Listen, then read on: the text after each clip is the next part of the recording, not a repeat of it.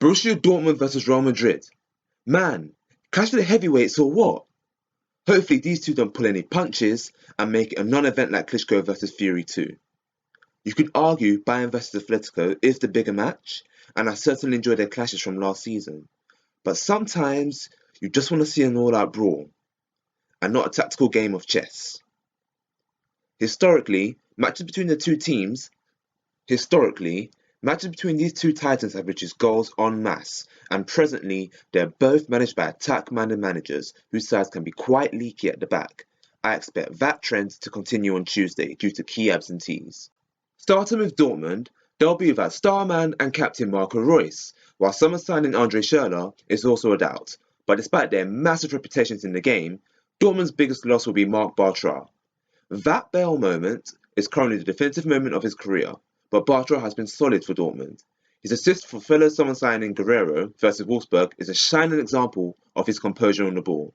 His replacement will either be Matthias Ginter, who is prone to Gary Cahill levels of mistakes, or Sven Bender, who for all his efforts lacks the natural central defender has.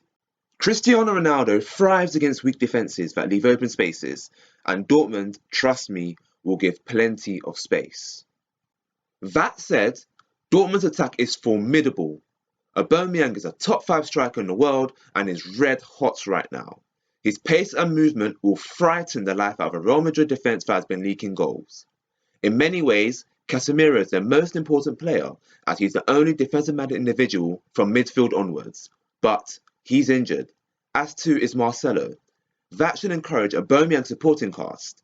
Forget Marcus Rashford. The best youngsters on the planet belong to Dortmund in the form of Ousmane Dembele, Christian Pulisic and Emery Moore. While all three lack in experience, they make up for in raw pace and insane skill. For all their hype, if there is one criticism I will level at them, it's that they lack goals. That's where the likes of Reus and Schürrle might be missing. Dortmund have only lost twice this season, and despite being the better side, especially versus Bayern, they battered Bayern. They lost due to wasteful finishing, meaning they hadn't built a buffer before their usual defensive lapses kicked in. I do think, however, that a weakened Real backline will give Dortmund enough opportunities to grab a victory. That's why I am tipping them to win 3-2. On the whole, Madrid have been shaky all season, drawing their last 2 matches and were incredibly fortunate to beat Lisbon when they were losing until the 89th minute.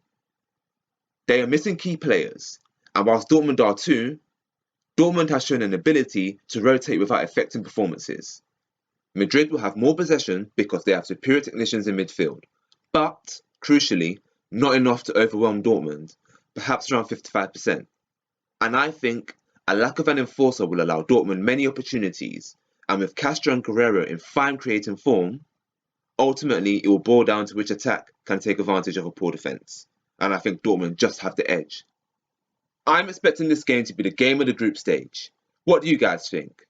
Drop your predictions in the comment section, and I highly recommend that you watch this game ahead of any other.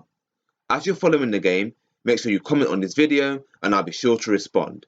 It is something different I'm trying to do, similar to like an open forum. If it works, I'll do it more often. As usual, follow me on these social media sites and don't forget to like, share and subscribe. Till next time, take care.